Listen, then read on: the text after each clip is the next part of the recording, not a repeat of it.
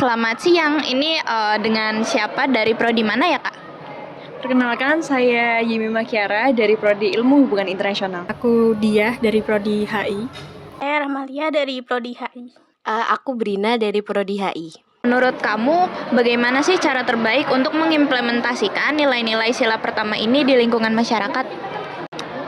Untuk sila pertama ya, ketuhanan yang Maha Esa itu yang pasti kita berfokus pada nilai keagamaan ya. Yang pertama, ya kita bisa memberikan contoh untuk beribadah, rajin beribadah, dan juga lebih fokus karena kan beribadah terutama di agama saya, di agama Kristen itu kan tidak hanya ke gereja, tapi ada saat teduh dan juga ada doa yang lain. Nah itu dengan kita bisa memberikan contoh untuk melakukan ibadah itu dengan rajin, orang lain yang melihat biasanya bisa terinspirasi atau untuk tergerak untuk bisa lebih rajin lagi seperti yang kita lakukan seperti itu. Itu dengan cara saling menghargai ya.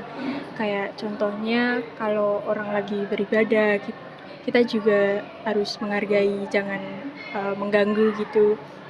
Terus walaupun ada yang berbeda agama, kita juga harus berkomunikasi gitu, jangan membeda-bedakan. Sila pertama Pancasila itu ketuhanan yang Maha Esa ya, Kak. Untuk mengimplementasikannya itu kita bisa saling toleransi, saling membantu tanpa ada perbedaan antar umat beragama. Tentunya dengan saling menghargai sesama umat beragama ya, karena di Indonesia sendiri agama itu kan ada banyak dan setiap orang itu harus saling toleransi dan menghargai satu sama lain ya.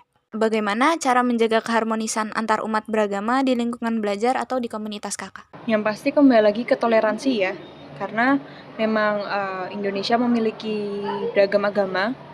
Tanpa adanya toleransi yang pasti kita bakal susah rukun ya, karena bisa memahami satu sama lain. Tidak harus mengikuti hukum dari agama lain tersebut, tapi setidaknya kita sebagai umat manusia dan sesama umat beragama itu bisa lebih bertoleransi terhadap mungkin ibadah atau peraturan-peraturan dari agama lain tersebut.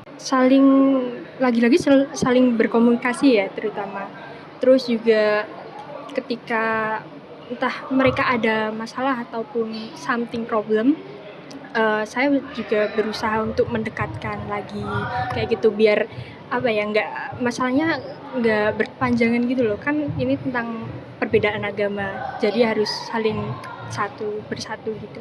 Itu bisa dengan mengadakan aktivitas dan kembali lagi kita bisa saling toleransi. Yang paling utama adalah ya saling menghargai ya, karena bagaimanapun kalau kita saling menghargai dan menghindari adanya konflik, ya tentu itu bakal menghindari masalah-masalah yang mungkin bakal terjadi sebagai orang-orang beragama. Yang terakhir nih Kak, apakah Kakak melihat ada tantangan khusus dalam menerapkan sila pertama di era sekarang ini, di era digital? Kalau iya, gimana cara Kakak ngatasinnya? Sekarang tuh era digital ya, maksudnya banyak sekali gadget dan lain-lain itu yang media sosial terutama ya, itu yang membuat kita sebagai anak muda terutama ya, itu bisa menjauhlah dari kewajiban ibadah kita, kewajiban kita sebagai umat beragama. Nah itu sebenarnya sangat disayangkan ya, sebenarnya walaupun media sosial sendiri bisa dipakai untuk hal yang positif, tapi malah karena kitanya sendiri terlalu fokus dengan media sosial yang kita miliki, kita jadi lupa dengan kewajiban kita sebagai umat beragama.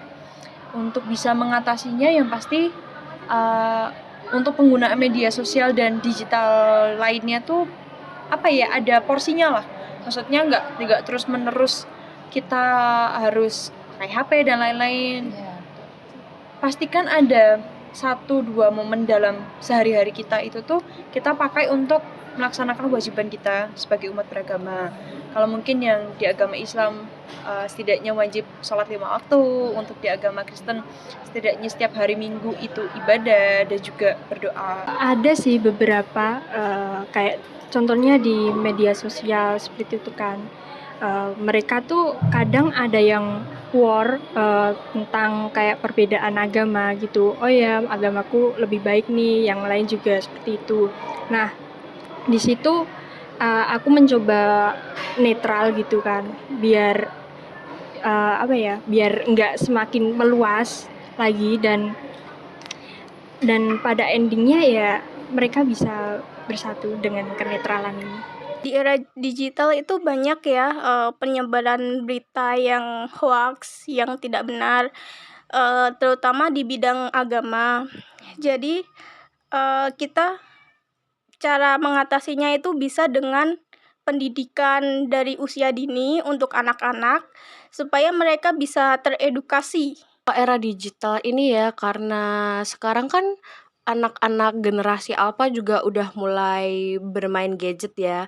Itu juga bisa menjadi tantangan karena, kalau mereka tidak diedukasi tentang toleransi terhadap manusia berbeda agama, bisa jadi mereka akan, melakukan hal yang, eee, mengundang keributan antara umat beragama. Jadi memang perlu adanya edukasi, entah dari orang tua atau lingkungan sekitar, bagi nggak cuma Gen Alpha tapi juga gen-gen sebelumnya juga perlu diedukasi bahwa perbedaan agama itu bukanlah hal yang buruk.